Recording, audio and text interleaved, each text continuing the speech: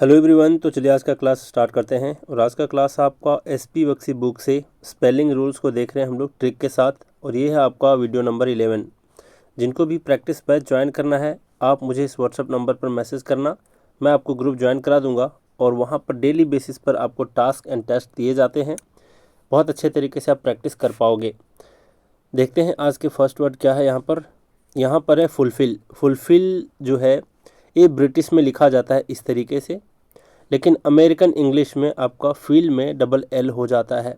तो अगर आपके एग्ज़ाम में फुलफिल का स्पेलिंग पूछे तो ये दोनों तरीके से करेक्ट है।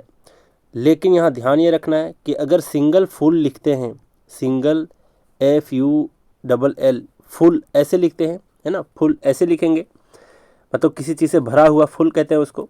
अब ज़रा देखो, ये यहाँ पर FULL होता है अगर सिंगल लिखा जाता है तो, लेकिन फुलफिल इस तरीके से लिखा जाए या फिर डबल एल के साथ लिखा जाए लास्ट में, फिर भी फुल के साथ सिंगल एल होता है। क्या बताया, ज़रा गौर करना। फुलफिल में 2 बार एल आया है, एक बार बीच में एक बार लास्ट में।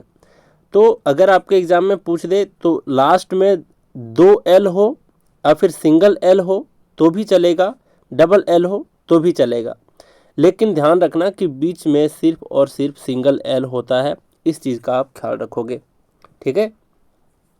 आपके बुक में बस ए वाला दे रखा है, ये वाला नहीं दे रखा, लेकिन मैं आपको नोटिस में लाने के लिए ये बात बता दिया कि अमेरिकन इंग्लिश के अनुसार अगर लास्ट में डबल एल है तो भी ये आपका करेक्ट ही होगा। वैसे भी अगर देखोगे तो इंग्लिश में हम लोग जो रूट होता है इंग्लिश का वो होता है ब्रिटिश, है ना। ब्रिटिश इंग्लिश को ही हम लोग प्योर इंग्लिश मानते हैं, तो उस हिसाब से तो यही करेक्ट है। लेकिन कई बार मैंने देखा है कि कई ऐसे सारे वर्ड्स होते हैं जो अमेरिकन इंग्लिश के हिसाब से भी पूछा जाता है, तो है तो ये दोनों ही करेक्ट। मतलब लास्ट में अगर सिंगल एल हो तो भी करेक्ट है, लास्ट में अगर डबल एल हो तो भी करेक्ट है, लेकिन दोनों में बीच में आपका एक ही एल है, इस चीज़ पर ध्यान रखना, ठीक है। तो फुलफिल का ऐसे ही हो गया आपका। फुल देख लो, यहाँ पर डबल एल नहीं है बीच में, लेकिन लास्ट में अगर सिंगल हो या फिर डबल हो दोनों तरीके से करेक्ट होंगे। क्लियर। नेक्स्ट है आपका फ़ारेनहाइट। फ़ारेनहाइट होता क्या है, यूनिट ऑफ टेम्परेचर। जिसे डिग्री सेल्सियस में मेजर करते हैं उसी तरीके से हम फ़ारेनहाइट में भी मेजर करते हैं। फ़ारेनहाइट का स्पेलिंग देखते हैं क्या है। यहाँ पर क्या है ज़रा देखो, यहाँ पर है सबसे पहली बात फाहरेन, इसको ऐसे पढ़ो फाहरेन। फाहरेन तो सीधा सीधा पढ़ रहे हैं, फाहरेन, FAHREN फाहरेन, है ना। तो ये तो मुश्किल नहीं है पढ़ना। फाहरेन अगर इसको तोड़ करके आप पढ़ लिए तो समझो कि इसका स्पेलिंग भी आप लिख पाओगे, फाहरेन, है ना। फाहरेन मुश्किल होता है यहाँ पर ये कि यहाँ पर पहले ई आता है या फिर आई आता है, इसमें मुश्किल होता है सबको। ध्यान कैसे रखोगे, यहाँ पर ही works in an IT company, ठीक है। ही works in an IT company मतलब इंफॉर्मेशन टेक्नोलॉजी के कंपनी में वो काम करता है, तो पहले ही आता है फिर इंफॉर्मेशन टेक्नोलॉजी आता है। ध्यान रख पाओगे इस चीज़ का। क्या बताया ज़रा देख लो। यहाँ पर है फ़ारेनहाइट, इसको ऐसे ध्यान रखो, फाहरेन, फाहरेन, है ना, फाहरेन plus he works in an IT company, ठीक है। वैसे भी ध्यान रख सकते हो कि फ़ारेनहाइट जो है ये आपका यूनिट ऑफ टेम्परेचर होता है। अगर इस चीज़ को जानते हो तो फ़ारेनहाइट है क्या, एक यूनिट है ना। तो यूनिट में देखो, यूनिट को कैसे लिखते हैं, IT है ना लास्ट में, तो इसी तरीके से आपका फ़ारेनहाइट में भी लास्ट में IT है। तो बच क्या गया, ई, तो ई IT से पहले आएगा, मतलब आई से पहले ई आएगा। समझ पा रहे हो जो मैं क्लू दे रहा हूँ आपको। फ़ारेनहाइट का स्पेलिंग ऐसे ध्यान रखोगे, फाहरेन plus he works in an IT company, ठीक है। फाहरेन मान लो कोई व्यक्ति का नाम है, वो कहाँ पर काम कर रहा है, ही works in an IT company, इस तरीके से भी ध्यान रख लो। और फिर फ़ारेनहाइट आपका यूनिट होता है टेम्परेचर का, तो यूनिट में लास्ट में IT होता है, इसी तरीके से फ़ारेनहाइट में भी लास्ट में IT होता है। तो इतना तो समझ जाओगे कि अगर लास्ट में IT है तो आई के पहले ई आया होगा, है ना। तो फ़ारेनहाइट का स्पेलिंग मुझे नहीं लगता कि आप दोबारा भूलोगे। नेक्स्ट आपका फैसिनेट को कैसे ध्यान रखोगे, यहाँ पर देखते हैं ज़रा देखो, ये सारे वर्ड को देख लेते हैं एक साथ। यहाँ पर क्या है, ये सारे वर्ड F से आए हुए हैं। देखो इसको अगर मैं फैसिनेट बोलूँ तो स्टार्टिंग में FA आएगा, इतना तो ध्यान रख पाओगे। फैसिनेट, फैसिनेट, फा, अगर इसको फा बोल रहे हैं तो एफ ए ही होगा। फियर्स, फी पढ़ रहे हैं फी, तो एफ आई ही आएगा। फियर्स पढ़ने से ही लग रहा है कि एफ आई आएगा। ये है आपका फेन, ये क्या है फेन, तो फे पढ़ रहे हैं, यहाँ पर फी पढ़ रहे थे फियर्स तो एफ आई हो गया। इसको फेन पढ़ रहे हैं तो फे यानी कि एफ ई हो जाएगा। यहाँ पर फ्रेट है, फ्रेट यानी कि एफ आर आ रहा है। तो पढ़ने से ही पता चल रहा है कि स्टार्टिंग में 2 लेटर्स कौन कौन होंगे। फिर से मैं बता दूं, ये अगर फासिनेट है तो फा पढ़ रहे हैं तो एफ ए आएगा। फियर्स है तो फी पढ़ रहे हैं ना, मतलब इसको प्रोनाउंस कर रहे हैं फियर्स तो फी मतलब एफ आई होगा। फेन तो एफ ई होगा। फ्रेट तो स्टार्टिंग में ही आपका क्या होगा एफ आर होगा। तो स्टार्टिंग के 2 लेटर पढ़ना यहाँ पर मुश्किल नहीं है। इस बात को आप समझ पा रहे हो मैं क्या कहना चाह रहा हूँ, कि अगर प्रोनाउंस कर रहे हैं इसको जिस तरीके से उसी तरीके से लिखेंगे भी। इसको फासिनेट पढ़ा तो एफ ए आ गया, फियर्स पढ़े तो एफ आई आ गया, फेन पढ़े तो यहाँ पर एफ ई आ गया, फे पढ़ रहे हैं तो फ्रेट है तो एफ आर होगा स्टार्टिंग में। इसको याद रखना मुश्किल नहीं है। मुश्किल यहाँ पर होता है इन सारे चीज़ों को जो रेड लेटर में लिखा गया है ना। इसको मैं बताता हूँ कि किस तरीके से आपको ध्यान रखना है। यहाँ पर है फासिनेट में ये तो चलिए क्लियर है। फासिनेट, अब यहाँ पर क्या है कि एक साइंटिस्ट है। देखो एससी का फुल फॉर्म मैं कई जगह बताया हूँ कि सुप्रीम कोर्ट होता है, लेकिन साइंटिस्ट को भी एससी से ही लिखा जाता है, साइंस को भी आपका एससी से ही लिखा जाता है। तो ऐसे ध्यान रखो कि एक साइंटिस्ट हैं, इन यानी कि अंदर में जा करके खाना खा लिए, है ना। साइंटिस्ट इन एट मतलब साइंटिस्ट अंदर में, रूम के अंदर में जा करके खाना खाए, है ना। एट मतलब खाए, ईट का पास्ट पार्टिसिपल है ये। तो फैसिनेट का मतलब होता है मोहित करना, ठीक है। तो एफ ए, चलिए ये क्लियर है। नेक्स्ट है एक साइंटिस्ट अंदर में जाके खाना खा लिए। अब मुझे नहीं लगता कि एक भी लेटर इसमें आप मिस्टेक करोगे। एस सी इन एट, एक साइंटिस्ट अंदर जा करके खाना खा लिए, एक साइंटिस्ट अंदर जा करके खाना खा लिए, फैसिनेट, क्लियर। तो फैसिनेट में एफ ये क्लियर है। नेक्स्ट है एक साइंटिस्ट अंदर जा करके खाना खा लिए, scientist in ate, scientist in ate fascinate, scientist in ate fascinate, ठीक है। तो इस चीज़ को ध्यान रखोगे। नेक्स्ट यहाँ पर फियर्स, फियर्स में क्या है जरा देखो, भयंकर, इसका मतलब होता है भयंकर, डरावना, है ना। अब जरा देखो फियर्स को एफ ई से, एफ आई से पढ़ेंगे, फियर्स एफ आई से ही पढ़ा जाएगा। मिस्टेक होता है यहाँ पर कि आई ई पहले आता है और फिर आई ई और में कौन सा पहले आता है, तो इसको पढ़ते ही है फियर्स, फी तो एफ आई होगा। फे तो नहीं पढ़ रहे ना, फेयर्स नहीं पढ़ रहे, इसको फियर्स पढ़ रहे तो फी मतलब एफ आई आएगा। तो ये तो क्लियर है। यहाँ पर है कि एक इंजीनियर, ई आर का फुल फॉर्म क्या बताया, इंजीनियर, और सी का फुल फॉर्म भी मैं कई बार बता चुका हूँ, सिविल इंजीनियर को सी बोलते हैं शॉर्ट में, सिविल इंजीनियर को शॉर्ट में सीई बोलते हैं। और ई आर किसका टाइटल होता है, एक इंजीनियर का। जैसे डी आर का मतलब होता है ना डॉक्टर, इसी तरीके से ई आर का मतलब इंजीनियर होता है। तो यहाँ ध्यान रखो कि फियर्स में आपका बीच में आता है एक इंजीनियर और लास्ट में आता है सिविल इंजीनियर, बीच में आता है इंजीनियर और स्टार्टिंग में आता है सिविल इंजीनियर। क्योंकि इसको फियर्स फी पढ़ते हैं तो एफ आई ही स्टार्टिंग में होगा, है ना। तो इस तरीके से फियर्स का स्पेलिंग आप ध्यान में रख पाओगे। नेक्स्ट आपको फेन, फेन का मतलब होता है प्रिटेंड करना, मतलब बहाना करना। देखते हैं इसको, फेन पढ़ रहे हैं ना, इसको फेन, फे पढ़ रहे हैं तो फे पढ़ रहे हैं तो एफ ई ही होगा, इतना तो क्लियर है। अब क्या बहाना करते हो आप डेली डेली कि मैं सोने जा रहा हूँ, अब मैं गुड नाइट बोलता हूँ, मैं गुड नाइट बोलता हूँ, देख पा रहे हो, एफ ए, फे, फे पढ़ रहे हैं इसको फेन तो एफ ई होगा। फिर है कि आई इसके बाद आएगा, मैं गुड नाइट बोल रहा हूँ, फेन, तो फेन का मतलब होता है बहाना करना, फेन का मतलब होता है बहाना करना, ठीक है। तो देख पा रहे हो यहाँ पर एफ ई है फे, मैं गुड नाइट बोल रहा हूँ और डेली डेली ऐसे ही बहाना बोलता हूँ, करता हूँ, है ना। तो आई के बाद जी एन होगा, फेइन, क्लियर है यहाँ तक। नेक्स्ट है फ्रेट, फ्रेट का मतलब होता है भाड़ा, है ना, फेयर। देखते हैं फ्रेट का क्या होता है भाई, जब मालगाड़ी का जो भाड़ा होता है उसको कहते हैं फ्रेट। अब जरा देखो यहाँ पर फ्रेट एफ आर से ही तो पढ़ रहे हैं, ये तो बिल्कुल क्लियर है। यहाँ पर अगर 8 का स्पेलिंग अगर आप जानते हो तो पूरा पूरा यहाँ पर 8 है, मतलब 8 रुपया भाड़ा है, इस तरीके से ध्यान रख लो। फ्रेट में 8 रुपये का भाड़ा है, अगर 8 का स्पेलिंग आप जानते हो तो, नहीं जानते तो 1-2 बार रिपीट करके पढ़ो 8 का spelling. E I G I T, E I G, sorry E I G I नहीं, E I G H T, EIGHT freight. Clear? तो पूरा पूरा 8 रुपया भाड़ा है, मतलब 8 का स्पेलिंग 8 का स्पेलिंग EIGHT होता है। ठीक है, तो इस तरीके से आप इसको तोड़ करके पढ़ो, फ्रेट को FR एक साथ पढ़ो और इसको बार बार रिपीट करके पढ़ो 8 के स्पेलिंग को EIGHT EIGHT EIGHT EIGHT 8 freight. Clear है यहाँ तक? नेक्स्ट है फोर्सिबल। फोर्सिबल से पहले मैं आपको बताया था एनफोर्सिबल, यहाँ पर था एनफोर्सेबल। इसका क्या स्पेलिंग था मैं बताया था कि एन, यहाँ से तो नहीं भूल पाओगे कि एन यानी कि EN है। फोर्स यहाँ पर पूरा पूरा था, फोर्स यहाँ पर पूरा पूरा था यानी कि फोर्स के साथ लास्ट में E भी आ रहा था और एबल को लास्ट में जोड़ दिया गया था, तो एनफोर्सेबल हो गया था ये। लेकिन फोर्सिबल में थोड़ा सा ध्यान देने वाली बात है कि यहाँ पर फोर्स पूरा पूरा नहीं है, E को हटा दिया गया है यहाँ से फोर्स से और उसके बदले ही आईबल लिखा गया है। क्या लिखा गया है? आईबल। और बल जहाँ भी आता है मैं आपको बताते आया हूँ कि बल का मतलब BLE। तो ध्यान दो, फोर्सिबल में फोर्स के जो लास्ट वाला E होता है उसको हटा करके आईबल लिखा गया है।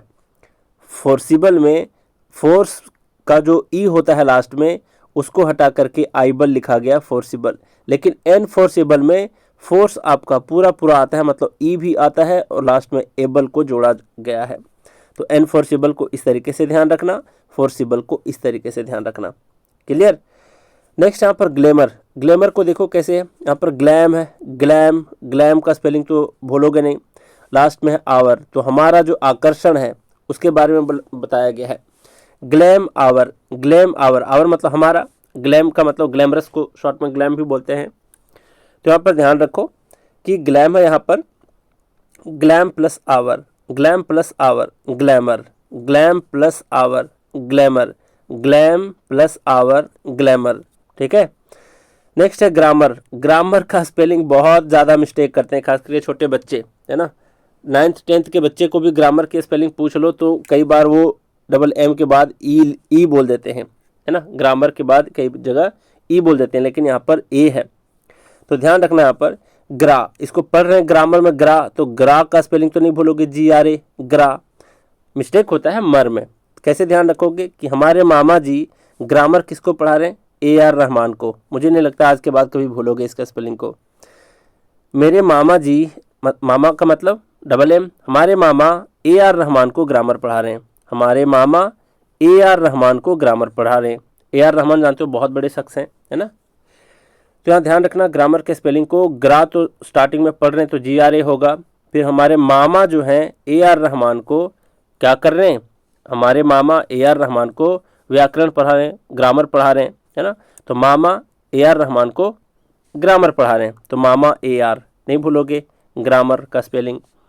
नेक्स्ट है गॉडेस। गॉडेस का मतलब देवी। कैसे आप ध्यान में रखोगे जरा देखो।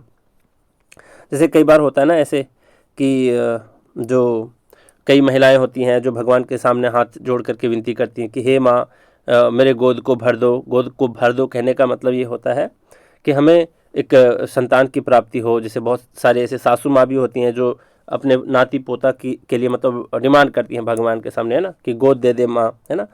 तो गोद दे दे माँ कौन कह रही हैं? हमारी सासू माँ कह रही हैं। सासू माँ का मतलब पता है ना, मतलब SS को मैंने हमेशा से कहा है कि सासू माँ से रिलेट करना। जैसे MM को मामा से, BB से बाबा बेबी से, है ना। इसी तरीके से SS का मतलब सासू माँ। तो गोद दे सासू माँ कह रही हैं, है ना। गोद भर दे ऐसा कौन कर रही है? सासू माँ। कहाँ पर? गॉडेस के सामने यानी देवी के सामने। गोद भर दे कौन कह रही हैं? सासू माँ। गोद भर दे, है ना, गोद भर दे सासू माँ कह रही हैं। तो गोद से GOD, दे से DE, कौन कह रही हैं? सासू माँ यानी कि SS, गॉडेस नहीं भूलोगे। वैसे भी ध्यान रख सकते हो कि गॉडेस में DD भी होता है, SS भी होता है। अगर ये मिस्टेक करते हो तो ये वाला ट्रिक आपका काम आ जाएगा कि गोद दे सासू माँ कह रही हैं, गोद भर दे सासू माँ कह रही हैं। अगर ये ध्यान रखो तो ठीक है, अदरवाइज ट्रिक से याद रख लेना। ध्यान क्या रखना था कि DD और SS दोनों हैं यहाँ पर गॉडेस। नेक्स्ट यहाँ पर ग्रोटेस्क। ग्रोटेस्क का मतलब होता है विचित्र, काफ़ी स्ट्रेंज को कहते हैं ग्रोटेस्क। तो ग्रोटेस्क इसको ग्रोटेस्क पढ़ते हैं तो ग्रोटेस्क तक तो कोई भी डिफिकल्टी नहीं है। ग्रोटेस्क, GROTES, ग्रोटेस्क, इतना दूर तक तो आप पढ़ के ही समझ जाओगे, इतना दूर तक मिस्टेक नहीं होता है। मिस्टेक होता है यहाँ पर क्यू यू के बाद यहाँ पर ई आता है। कैसे ध्यान रखोगे कि मैं क्वेश्चन पूछ रहा हूँ, क्यू और यू से आपको हमेशा ध्यान रखने को बोला हूँ कि क्वेश्चन से रिलेट करेंगे। तो क्वेश्चन आप ऑनलाइन पूछ रहे हो, ई का मतलब ऑनलाइन बताया हूँ, तो क्वेश्चन आप ऑनलाइन पूछ रहे हो। कैसे कैसे क्वेश्चन पूछ रहे हो? विचित्र क्वेश्चन पूछ रहे हो, बहुत ही स्ट्रेंज क्वेश्चन पूछ रहे हो। ऑनलाइन क्लास में आप क्या करते हो? क्वेश्चन पूछ रहे हो ऑनलाइन, बिल्कुल ही स्ट्रेंज क्वेश्चन, विचित्र क्वेश्चन पूछ रहे हो। तो ग्रोटेस्क में ध्यान रखोगे, ग्रोटेस्क प्लस क्यू यू और E, grotesque, grotesque plus question online, question online, grotesque. नहीं लगता मुझे भूलोगे आप। यहाँ पर गारंटी, गारंटी का कैसे है देखो जरा।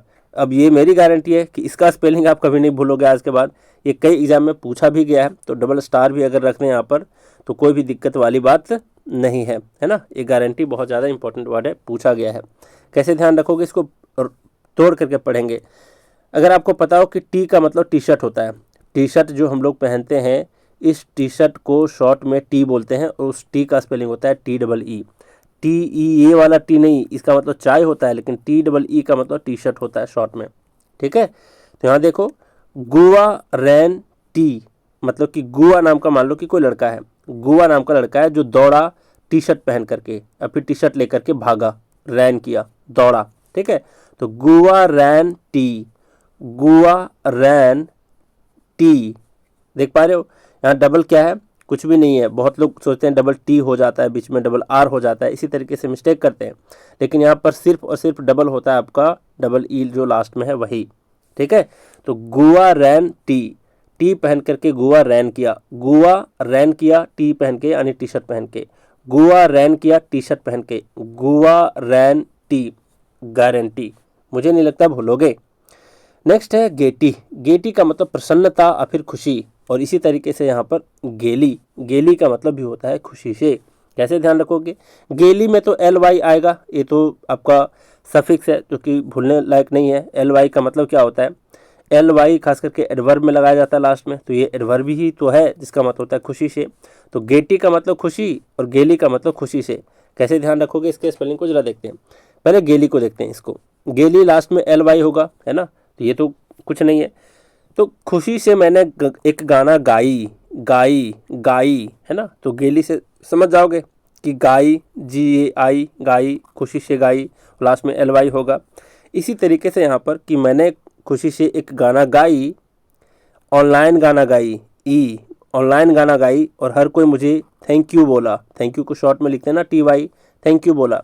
तो गाई ऑनलाइन, सबने मुझे थैंक यू बोला। मैंने गाना गाई ऑनलाइन, सबने मुझे थैंक यू बोला। गाई ई टी वाई, गाई ई टी वाई, गाई ई टी वाई, गेटी, यानी कि प्रसन्नता, खुशी। ठीक है, दोनों को फिर से रिपीट कर देता हूँ। मैंने एक गाना गाई ऑनलाइन, सबने मुझे थैंक यू बोला। गाई, एक गाना गाई, कैसे? ऑनलाइन गाई, फिर सबने मुझे थैंक यू बोला, है ना, टी वाई। तो गाई ई टी वाई, प्रसन्नता से, खुशी से हम सबने मुझे थैंक यू बोला जब मैंने गाना गाई ऑनलाइन, गाई ई टी वाई, गेटी। ठीक है, इसी तरीके से गेली है, गाई, बहुत ही ज़्यादा खुशी से, एल वाई होगा लास्ट में, गेली। नेक्स्ट है गेज, देखो इसको पढ़ते गेज है, लेकिन इसको गाउज भी पढ़ लो तो कोई हर्ज नहीं है, क्योंकि इसका स्पेलिंग को हम लोग को ध्यान में रखना है। तो गेज का स्पेलिंग क्या होता है? इसका मतलब होता है मापना, किसी चीज़ को मेजर करना। ठीक है, जैसे रेलवे ट्रैक के बारे में अपने कभी जीएस में पढ़ा होगा, ब्रॉड गेज, मीटर गेज, ये सब पढ़ा होगा। तो गेज का मतलब, चलो इसका मतलब होता है मापना। देखते हैं यहाँ पर क्या है इसका स्पेलिंग। यहाँ पर है गाँव गे, गाँव गे, गेज, गाँव गेज, गाँव गे, गेज। ब्रेक करके मैं पढ़ रहा हूँ इसको, गाँव गे, गाँव गे, गेज, है ना, गाँव गे, गेज, गाँव गे, गेज। क्लियर? फिर से गाँव गे, गेज, गाँव गे, गेज, गेज का स्पेलिंग क्लियर है। नेक्स्ट है ग्रीफ, यहाँ पर सबको एक साथ देखेंगे। देखो यहाँ पर है आपका ग्रीफ है, एक सेकेंड, हाँ गेज हो गया। यहाँ पर है आपका ग्रीफ, ग्रीफ और ग्रीवस। कैसे ध्यान रखोगे? सब एक दूसरे से लिंक्ड है, मतलब एक ही वर्ड से बना हुआ है। यहाँ पर है ग्रीफ, यहाँ पर ग्रीव, यहाँ पर ग्रीवस। इतना तो पता चल गया होगा आपको कि सब में स्टार्ट में GR होगा, ग्रीफ में भी, ग्रीव में भी, ग्रीवस में भी। GR से कोई हर्ज है किसी को? बिल्कुल नहीं होना चाहिए, क्योंकि पढ़ने से ही लगता है ग्रीफ GR से स्टार्ट होगा, ग्रीव GR से स्टार्ट होगा, ग्रीवस GR से ही स्टार्ट होगा। तो स्टार्टिंग के GR से किसी को परहेज नहीं होना चाहिए, ये स्पष्ट है, पढ़ने से ही लगता है GR ही होगा। फर्क ये पड़ता है कि पहले ई आता है कि आई आता है, ई आता है कि आई आता है। देख पा रहे हो? इसको मैं याद करा देता हूँ, जरा देखो। सबसे पहले समझो कि ग्रीफ में GR स्टार्ट में है और पढ़ने से फ लग रहा है लास्ट में, तो F होगा। ग्रीव में आपका VE होगा, ये भी आसानी से कैच कर पा रहे होगे। ग्रीवस में भी आपका वो US, ग्रीवस, इसमें भी बहुत ज़्यादा परेशानी नहीं है, ग्रीवस में वो अस है। बस परेशानी ये है कि ग्रीफ और ग्रीवस में आपका पहले आई आता है, बाद में ई आता है, पहले आई आता है, बाद में ई आता है। अब इसको कैसे ध्यान रखोगे? सबसे पहली बात समझो, सबका मीनिंग होता है ग्रीफ का मतलब गहरा दुख और फिर शोक, ग्रीफ का मतलब शोक मनाना, ग्रीवस का मतलब कष्टदायक, है ना, दुखदाई या कष्टदायक। अब जरा समझो, सब में आपका पहले आई है, बाद में ई है। कैसे ध्यान रखोगे कि आप अपने परिवार में अगर कोई भी दुख का वक्त होता है तो पहले क्या कहते हो? पहले मुझे दुख दो भगवान, बाद में मेरे बच्चों को दुख देना, है ना। तो पहले अपने को दुख लेते हैं, मांगते हैं कि नहीं, मेरे बच्चों से पहले, मेरे पति से पहले, मेरे घर वालों से पहले मुझे दुख दो। तो मुझे आने की आई, देख पा रहे हो? तो पहले किसको दुख होना चाहिए? सब लोग कैसे डिमांड करते हैं कि नहीं, पहले मुझे दुख हो। दुनियादारी की बात छोड़ो, अपने घर परिवार के बारे में सोचो कि आप हमेशा क्या सोचते हो कि भगवान क्यों किसी को कष्ट दोगे, उससे पहले मुझे दे दो। नहीं बोलते हैं कि तुम मुझे मतलब मारोगे, इसको मारने से पहले तुझे मुझे मारना होगा, है ना। ऐसे बोलते हैं ना अपने घर परिवार के लोगों के लिए, अपने बच्चों के लिए। तो गहरा दुख हो या शोक हो, पहले खुद के ऊपर लेना पसंद करते हैं लोग, है ना, घर परिवार के लोग। तो पहले आई आता है, लास्ट में ई आता है। समझ गए बात को? स्टोरी समझ में आई? स्टोरी आपको ये समझना था कि आई और ई में कन्फ्यूजन ये होता है कि पहले आई होता है कि ई होता है। तो स्टोरी ये है कि सबसे पहले मेरे बच्चों को कोई दुख पहुँचे, उससे पहले मैं क्या कहता हूँ कि पहले मुझे दुख हो, पहले मुझे दुख हो, आई को दुख हो, मैं दुख हो, आई को दुख हो, है ना। तो ग्रीफ और ग्रीवस में पहले आई आता है, बाद में ई आता है। क्लियर है? तो ग्रीफ और ग्रीवस का स्पेलिंग तो मुझे नहीं लगता भूलोगे आप। नेक्स्ट है ग्लैमरस। तो ग्लैमरस और ग्लैम के बारे में देख लो जरा। ग्लैमर अभी बताया था, ग्लैम प्लस आवर, ठीक है जी।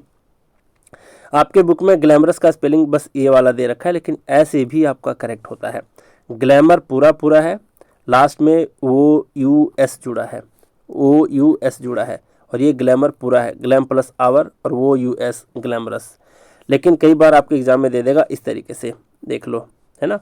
ये भी है, बीच से क्या है, ग्लैम था, आवर से बस यू को हटा दिया है ना, यू को हटा दिया तब भी ग्लैमरस होगा।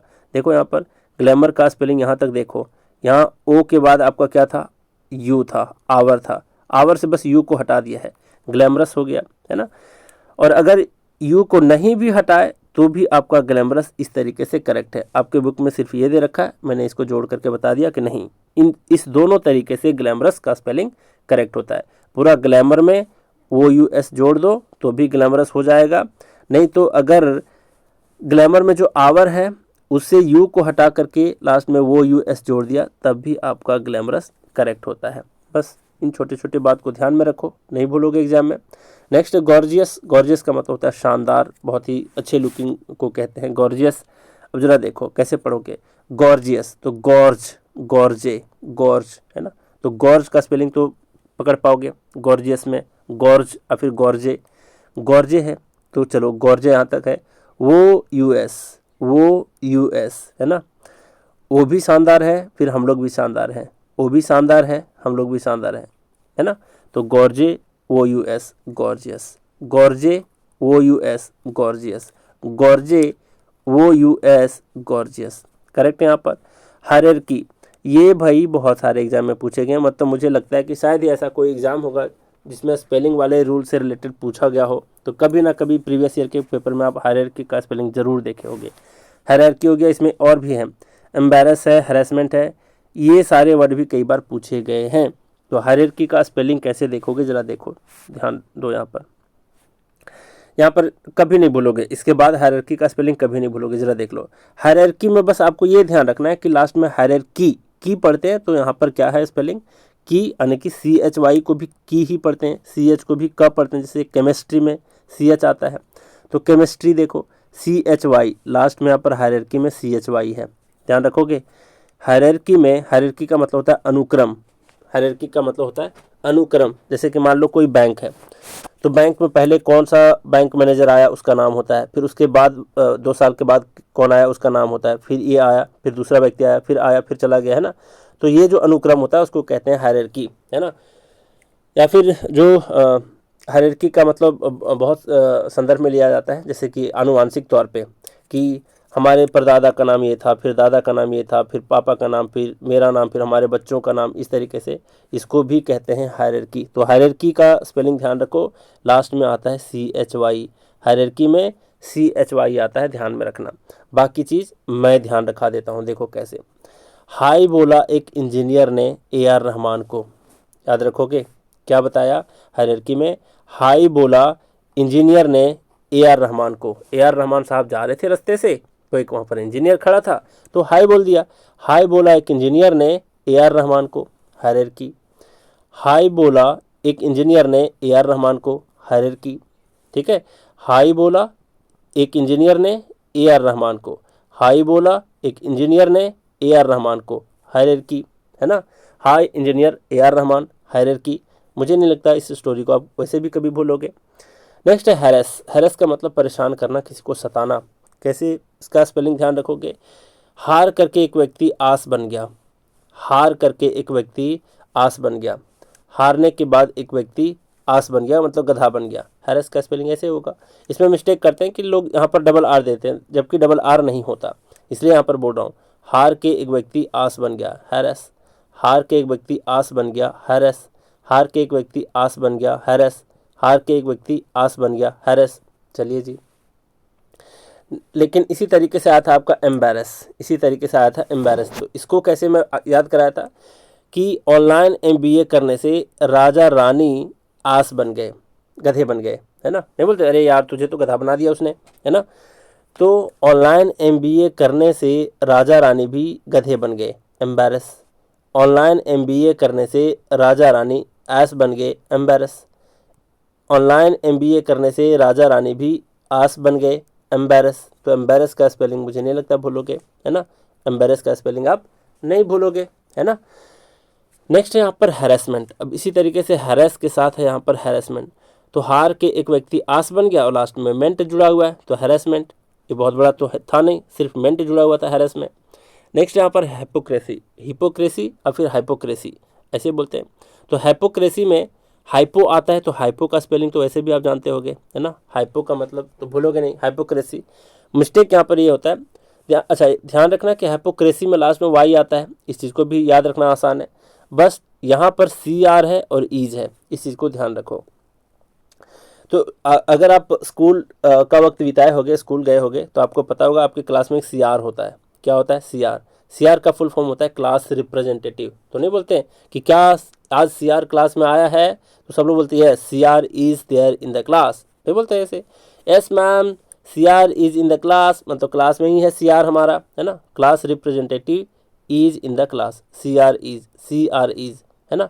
तो हाइपोक्रेसी में बीच में CR है और ईज है, हाइपोक्रेसी। क्रेसी पढ़ते हैं ना तो लोग आई के जगह पर ई पढ़ देते हैं, कई बार लिख देते हैं, और फिर ए लिख देते हैं क्योंकि उसमें क्रेसी पढ़ते हैं, लेकिन यहाँ पर क्राइसी है, इसलिए यहाँ पर मैं आपको ध्यान रखा रहा हूँ कि हाइपोक्रेसी में एक CR है और ईज है, CR है और ईज है। इस स्टोरी को नहीं भूलोगे तो नहीं भूलोगे इसका स्पेलिंग, हाइपोक्रेसी। नेक्स्ट है हाइजीन। हाइजीन का स्पेलिंग कैसे ध्यान रखोगे जरा देखो। हाइजीन स्वच्छता इसका मतलब होता है, हाइपोक्रेसी का मतलब पाखंड होता है, ढोंग होता है। हाइजीन का स्पेलिंग देखो, हाइजी, हाइजीन, हाइजीन। तो इसका प्रोनाउंसिएशन सही लग रहा है कि हाइजी, यानी कि HYGI होगा, हाइजी। और लास्ट में है NA, लास्ट में क्या है NA, हाइजी NA। बोलोगे क्या? बार बार रिपीट कर रहा हूँ, हाइजी NA हाइजीन, हाइजी NA हाइजीन, हाइजीएनए हाइजीन, हाइजीएनए हाइजीन, हाइजीएनए हाइजीन, फिर से हाइजीएनए हाइजीन, फिर से हाइजीएनए हाइजीन। ठीक है जी, आगे बढ़ते हैं। यहाँ पर हीनियस, हीनियस का मतलब होता है जघन्य, बहुत ही घटिया काम, है ना, हीनियस। ये बोलते हैं हीनियस क्राइम कर दिया उसने।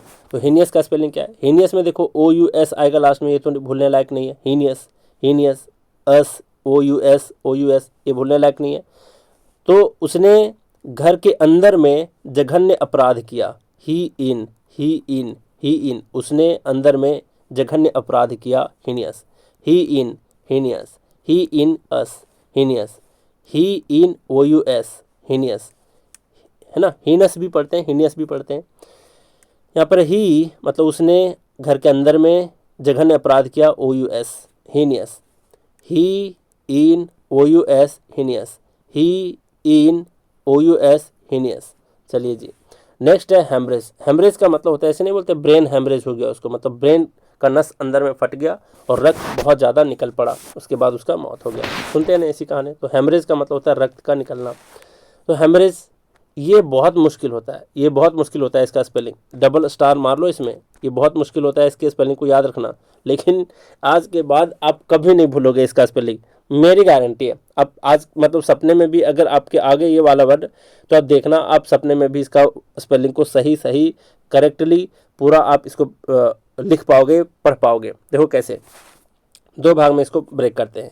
हाँ एमो और दूसरा राजा रानी हगे, सॉरी हेज, है ना, हेज पढ़ो या फिर हगे पढ़ो जैसे भी पढ़ो याद होनी चाहिए, ठीक है।